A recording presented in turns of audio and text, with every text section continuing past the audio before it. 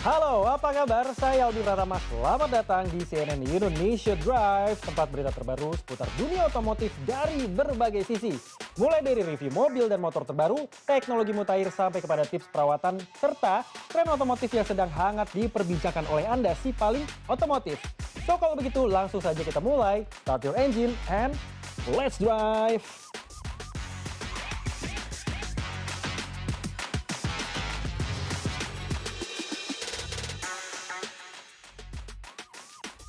China kini jadi salah satu negara yang memimpin industri kendaraan global. Melalui event Auto China 2026 di Beijing pada April lalu, China memamerkan ratusan inovasi kendaraan di pameran yang diklaim terbesar di dunia ini.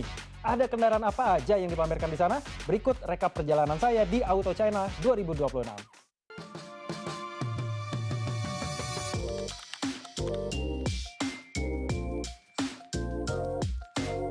Sekarang saya sudah berada di kota Beijing, China, dan tepatnya udah ada di hall tempat dilaksanakannya event pameran otomotif terbesar di dunia saat ini, yaitu Beijing Auto Show 2026 yang sekarang punya nama baru, yaitu China Auto Show 2026. Total di sini ada 17 hall, di mana ini jumlahnya berkali-kali lipat dari pameran otomotif Indonesia, yaitu GIAS yang ada di SBSD Tangerang. Jadi kita akan jalan keliling booth ke booth untuk melihat perkembangan teknologi kendaraan yang ada di China ini. Sudah secanggih apa sih? Kita keliling. Let's go! Nah, kita udah keliling booth daripada Leap Motor ini. Totalnya sekarang ada 9 line up, di mana pertama kali saya ngelihat Leap Motor ini pada saat pameran di Prancis, yaitu Mondial di Lauto tahun 2024. Mereka baru punya 3 line up aja, tapi sekarang totalnya mereka sudah punya sekitar 9 line up, mulai dari city car, sedan, SUV compact, medium SUV, sampai large SUV mereka udah punya. Nah, salah satu mobil yang akan dibawa oleh Leap Motor ke Indonesia pertama kali kemungkinan besar adalah ini, Leap Motor B10, sebuah SUV untuk segmen B yang akan beralih ke segmen C. Jadi kalau misalnya di Indonesia ini akan bersaing dengan Geely EX5. Kalau dari dimensinya mirip-mirip sama Geely EX5, ataupun kalau dari Jepang ada Mazda CX-30. Nah, kita lihat dari dekat. Ini warnanya lavender gitu ya. Lavender ataupun lilac gitu. Dan bisa lihat di sini lampunya udah pakai LED projector di bawah sini, dan di atasnya ada DRL. Dari sini seamless sampai ke sisi satunya. Dan karena ini dijual di China, maka sudah ada yang namanya LiDAR supaya mobil ini bisa dioperasikan secara autonomous driving. Nah, kalau misalnya dibawa masuk ke Indonesia, informasi dari Leap Motor sendiri kemungkinan besar trim yang tertinggi dengan menggunakan baterai 67 kWh yang kalau uji WLTP-nya itu bisa tembus sekitar 430 sampai dengan 450 km dalam sekali pengisian baterai secara penuh. Dan semoga aja di GIAS 2026 nanti bisa kita lihat. Kira-kira berapa ya harga yang cocok buat mobil ini? Semakin menarik ya. Ini di sebelah kanan adalah booth-nya dari Xiaomi. Kita akan absenin apa aja yang ada di sini. Yang pertama di sini ada Xiaomi SU7 yang warnanya ocean blue ini, di mana ini menjadi salah satu produk pertama dari Xiaomi yang diperjualbelikan. Nah, pendiri daripada Xiaomi sendiri itu Lei Jun memang terobsesi untuk bisa menciptakan sebuah mobil listrik yang desainnya ke arah tidak hanya elegan tapi juga sporty. Selain sedan Xiaomi SU7, di sini juga ada Xiaomi U7 yang menjadi mobil SUV sekaligus produk kedua daripada Xiaomi yang diperkenalkan kepada publik. Lihatin di sebelah sini, wah banyak banget. Ini warnanya agak soft pink ataupun ungu gitu, dimana mobil ini punya performa tinggi. Selain Xiaomi U7 ini, ada juga Xiaomi U7 yang berwarna hijau di sana, British Racing Green. Ini juga ganteng banget. Banyak menyita perhatian orang-orang di sini tuh. Nah, Xiaomi ini pakai baterai listrik yang bisa berjalan sejauh 600 sampai dengan 700 km sekali charge, dan bahkan tenaganya juga gede banget. Itu bisa setara dengan supercar buatan Eropa. Di sini ada yang versi high performance-nya lagi, yaitu Xiaomi SU7 Ultra. Lihatin, ada list karbonnya di tengah, atapnya karbon, punya spoiler karbon juga.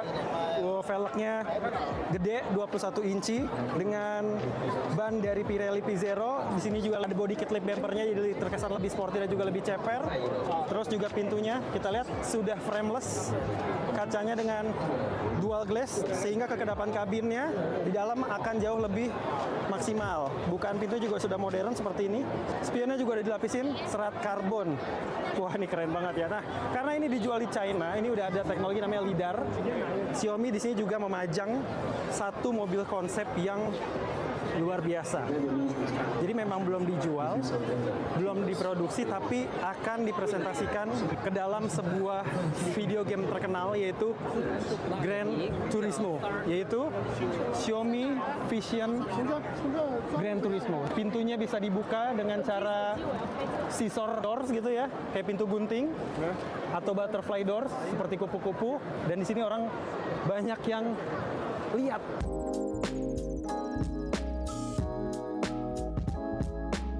Brand asal Eropa nggak mau kalah. Di mana? Brand asal Prancis yaitu Citroën. Ini juga berpartisipasi di acara China Auto Show 2026 Beijing, China ini dengan menghadirkan mobil konsep Citroën Ilo. Ini adalah sebuah mobil bergaya futuristik, pakai baterai listrik, dan liatin deh. Ini warnanya tuh warna orange gitu, kayak lagi ngetren banget setelah smartphone iPhone 17 dengan warna orange-nya, terus juga tadi ada mobil-mobil yang interiornya warna-warna orange atau kayak bata gitu. Ini panjang mobil itu 4,10 meter dan dia pintunya sliding door ke depan dan ke belakang yang bisa menampung sekitar 4 sampai dengan 5 orang penumpang. Nah, Citroën bilang Citroën Ilo ini adalah sebuah kendaraan masa depan yang bisa dijadikan sebagai sarana untuk berkemah ataupun piknik dan lain sebagainya, karena bisa dilihat dari set tempatnya tuh kayak seolah-olah lagi piknik di sebuah taman.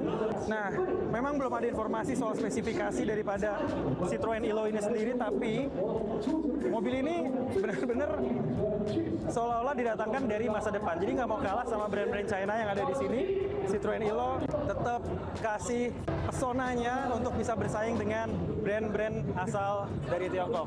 Harusnya si mobil kayak gini bisa berjalan sekitar 400 sampai dengan 500 km ya. Kalau tujuannya untuk berkemah, piknik, dan juga tentunya punya fitur yang namanya V2L atau Vehicle to Load yang bisa menjadi sumber tenaga ataupun energi bagi alat-alat elektronik yang dibawa pada saat piknik ataupun berkemah.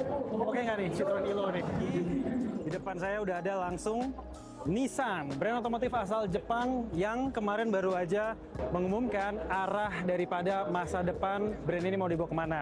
Nah, salah satunya adalah Nissan Terrano PHEV konsep, di mana Nissan Terrano punya sejarah panjang ya di Indonesia. Nissan Terrano juga pernah masuk sebagai sebuah SUV yang gagah gitu, dan sekarang akan hadir lagi dengan powertrain PHEV. Lihatin, ini dimensinya gede banget, jadi lebih jangkung. Kalau sebelumnya kan mirip-mirip seperti SUV urban, bisa off-road juga sih, tapi ini jauh lebih tinggi, ground clearance-nya bisa dilihat tinggi.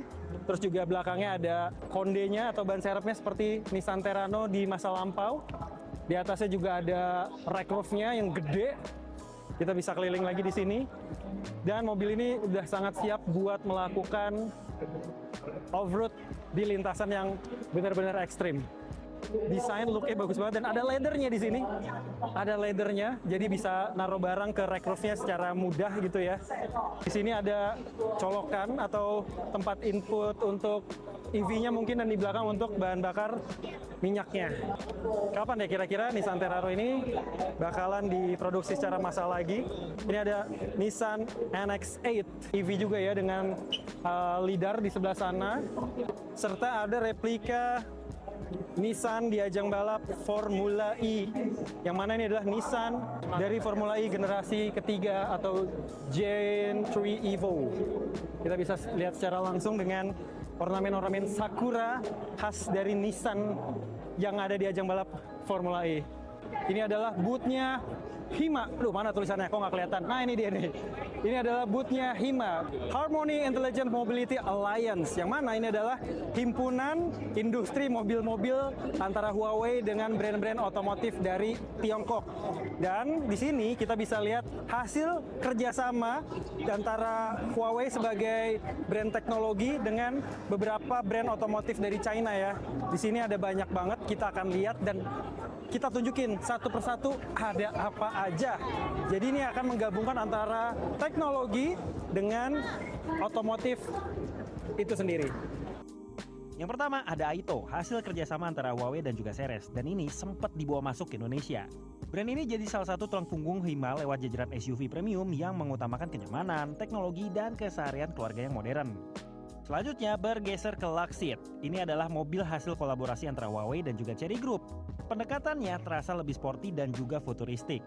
Dan salah satunya adalah Luxeed R7 satu ini, yang kabarnya juga bakalan masuk ke Indonesia. Kalau iya, ini bakalan jadi salah satu mobil canggih yang bakal masuk ke Indonesia dalam waktu dekat. Sementara itu, ada Stelato yang dikembangkan bersama dengan baik. Bermain di segmen sedan premium, Stelato mengusung desain elegan yang fokus sama kenyamanan dan pengalaman berkendara yang lebih berkelas. Dan yang paling menyita perhatian adalah Maestro, hasil kerjasama antara Huawei dan juga JAC. Lewat sedan Maestro S800, brand ini menempati posisi paling atas dalam jajaran Hima. Dari desainnya, kita bisa tahu kan, mirip banget sama mobil apa? Yes, mirip sama Rolls-Royce. Mobil ini dibuat untuk menantang segmen ultra luxury global. Meski menyasar konsumen yang beda-beda, keempat brand ini memiliki DNA yang sama, yakni pemanfaatan Harmony OS Cockpit, ekosistem konektivitas pintar, serta teknologi intelligent driving milik Huawei yang jadi salah satu sorotan utama di Auto China 2026 ini. So, segitu dulu jalan-jalan kita di China Auto Show 2026 ataupun Beijing Auto Show 2026 ini. Albi Pratama, Beijing, China. Nilai tukar rupiah yang terus melemah juga berimbas ke dunia otomotif. Setelah kemarin dan kini harga oli dan spare part motor eceran juga ikut naik. Nantikan informasinya usai jeda berikut, tetaplah di CNN Indonesia Drive.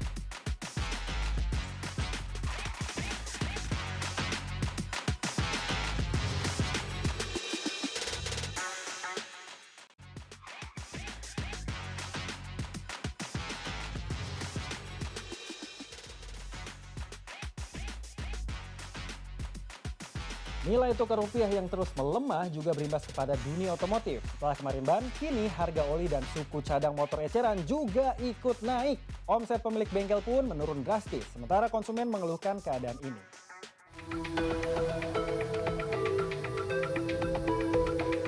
Terus melemahnya nilai tukar rupiah terhadap dolar Amerika Serikat mulai berdampak pada pelaku usaha, termasuk pemilik bengkel sepeda motor. Nilai tukar rupiah terhadap dolar yang sempat menyentuh angka 18.000 lebih berimbas pada melonjaknya harga suku cadang. Pemilik bengkel sepeda motor mengaku harga semua jenis dan merek oli saat ini naik antara 10 hingga 20 ribu rupiah per botol. Seluruh oli, Pak, 10 sampai 12 bahkan 20 satu item. 20% naiknya itu? Iya, 20.000, 15.000, 10.000, semua rata-rata. Ini naiknya per kapan? Per habis lebaran. Habis lebaran kemarin? Iya. Dampaknya gara-gara apa sih Mas kira-kira kalau tahu? Dolar naik kayaknya, Pak. Dolar naik sama harga minyak? Harga minyak juga naik. Kondisi ini pun dikeluhkan masyarakat. Bahkan terdapat konsumen yang menyiasatinya dengan terpaksa mengubah jadwal ganti oli yang biasanya 1 kali sebulan menjadi 1 kali dalam 2 bulan. Meski harus menerima konsekuensi mesin kendaraan menjadi panas, mereka terpaksa melakukan hal tersebut mengingat penghasilan juga tak bertambah. Kagetnya sih. Kagetnya emang biasa gimana? Paling kita ganti itu sebelum naik ya, paling sebulan sekali gitu. Sekarang karena oli naik, ya mau nggak mau ya 2 bulan lah. Ya begini resikonya, motor panas. Biasanya harga berapa abang ganti? Sekarang jadi berapa? Lagi itu 48 di federal, sekarang udah 58. Gimana Bang? Lihat kondisi naik sampai kayak gini gimana Bang Herman? Herman sendiri? Gimana ya, kalau bisa di standarin lagi aja lah. Biarin kita ini kan, kalau udah rusak begini, ntar gimana? Efeknya mengganggu ekonomi loh. Iya dong, pasti. Pasti itu, ganggu ekonomi lah. Pengeluaran jadi menurun gitu. Pengeluarannya gede, pendapatan. Akibat kejadian ini, banyak konsumen yang tidak jadi membeli setelah mengetahui kenaikan harga. Omset pemilik bengkel pun turun drastis lantaran jumlah konsumen berkurang. Sementara itu, kenaikan harga suku cadang kendaraan diprediksi akan semakin melonjak seiring nilai tukar rupiah yang terus melemah. Konsumen dan pelaku usaha berharap adanya upaya nyata dari pemerintah untuk menetralkan kembali harga suku cadang kendaraan. Fakih Haitami, Jakarta. Di tengah motor bergaya adventure dan juga scrambler klasik yang tengah tumbuh, brand sepeda motor legendaris asal Inggris yakni Triumph menambah pilihan baru di kelas middle entry. Lewat Scrambler 400XC, motor ini hadir dengan tampilan retro yang siap menjelajah dengan postur tinggi, stang tegap, hingga ban yang siap melintasi berbagai medan jalan. Seperti apa tampilannya? Berikut informasi selengkapnya.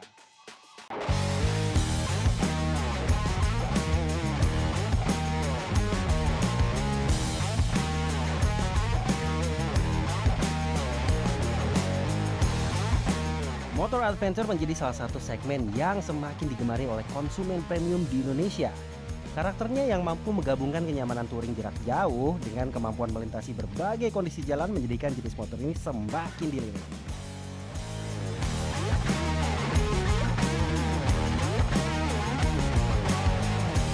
Nah, melihat potensi tersebut, brand motor asal Inggris yakni Triumph Motorcycle resmi meluncurkan dua model baru yaitu Scrambler 400XC dan juga Tiger 900 Alpine Edition. Scrambler 400XC menjadi model entry level di keluarga Adventure Triumph dengan harga khusus Rp199 juta untuk pemesan awal. Motor ini ditenagai mesin silinder tunggal 400cc dengan tenaga sekitar 40 daya kuda. Konfigurasi roda depan 19 inci dan roda belakangnya 17 inci. Ini ngasih kesan keseimbangan antara kenyamanan di jalan raya dan kemampuan menjelajah jalan non-aspal ringan. Nah, buat mendukung karakter petualangnya, Scrambler 400XC juga dilengkapi dengan velg jari-jari tubeless, windscreen, handguard, pelindung mesin, serta fitur ride by wire, ABS dan juga traction control yang dapat dinonaktifkan. Karakter ini bikin Scrambler 400XC juga cocok buat pengendara yang nyari motor serbaguna buat harian, touring, apalagi buat petualangan di akhir pekan. Nah, buat atasnya lagi nih ada Triumph yang menghadirkan Tiger 900 Alpine Edition dengan harga Rp725 juta. Agak beda nih sama Scrambler 400XC. Tiger 900 Alpine Edition lebih berfokus pada adventure touring jarak jauh. Motor ini mengusung mesin 3 silinder khas Triumph yang menawarkan perpaduan tenaga besar dan karakter halus saat digunakan menempuh perjalanan panjang. Dimensi yang lebih besar, posisi berkendara yang tegak, dan fitur penunjang touring menjadikannya pilihan buat pengendara yang gemar menjelajah antar kota bahkan bisa antar negara.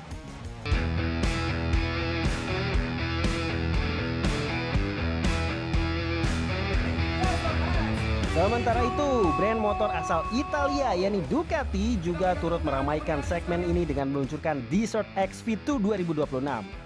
Desert X V2 hadir dengan karakter yang lebih dekat dengan dunia rally. Motor ini menggunakan mesin V2 890cc dengan tenaga 110 daya kuda dan torsi 92 Nm. Roda depannya 21 inci dan roda belakangnya 18 inci. Bikin motor ini punya ciri khas yang menegaskan kemampuannya buat off-road. Ducati juga membekali motor ini dengan suspensi KYB travel panjang, rem Brembo radial, serta sistem elektronik untuk cornering ABS, traction control, wheelie control, dan juga engine brake control. Tersedia pula nih 6 mode berkendara termasuk mode enduro dan juga rally yang dapat digunakan saat menjelajah medan non-aspal. Kehadiran 3 motor baru ini dari 2 brand tersebut menunjukkan bahwa segmen adventure premium di Indonesia terus berkembang dengan pilihan yang semakin beragam sesuai karakter dan kebutuhan pengendaranya. Tim Liputan CNN Indonesia.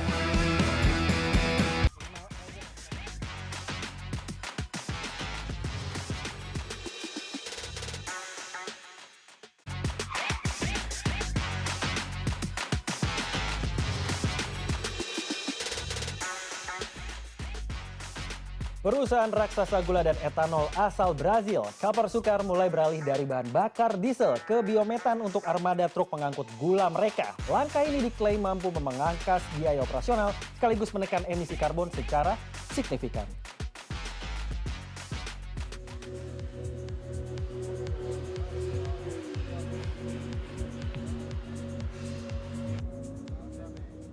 Beginilah aktivitas truk-truk pengangkut gula di Santos, Brasil. Perusahaan energi asal Brasil, Copersucar, secara resmi meluncurkan proyek logistik ramah lingkungan bernama Biorota di Terminal Santos. Dalam konferensi pers, CEO Copersucar, Thomas Manzano, mengatakan sekitar 40% distribusi produk perusahaan masih menggunakan jalur darat dengan truk berbahan bakar diesel. Cerca de 40% do nosso volume hoje é transportado no modal rodoviário, com caminhões a diesel, e esse projeto vem para substituir o diesel pelo biometano, que é um produto produzido dentro do próprio ecossistema Copersucar, né, as usinas, com o objetivo, né, de descarbonização. Melalui proyek ini, Copersucar mengganti penggunaan bahan bakar diesel atau solar pada truk-truk pengangkut mereka dengan biometana atau sebuah bahan bakar hijau yang diproduksi langsung dari limbah penggilingan tebu. Hasilnya luar biasa. Penggunaan biometana ini terbukti mampu menghemat biaya operasional truk hingga 20 hingga 30%, jauh lebih murah dibanding menggunakan bahan bakar solar biasa. Copersucar mengungkapkan sejauh ini penggunaan biomethane telah menggantikan 5 juta liter solar dan mencegah emisi hingga 8.000 ton karbon dioksida. São 11 milhões de quilômetros rodados, daria para a gente dar aí quase 300 voltas ao redor da Terra. Já substituímos 5 milhões de litros de diesel e já reduzimos ou evitamos a emissão de 8.000 toneladas de CO2. Saat ini baru sekitar 14% truk jalur darat yang menggunakan bahan bakar ramah lingkungan ini. Namun melihat besarnya potensi pasar Copersucar, menargetkan 42 pabrik rekanan mereka sudah memproduksi biometana dalam 10 tahun ke depan.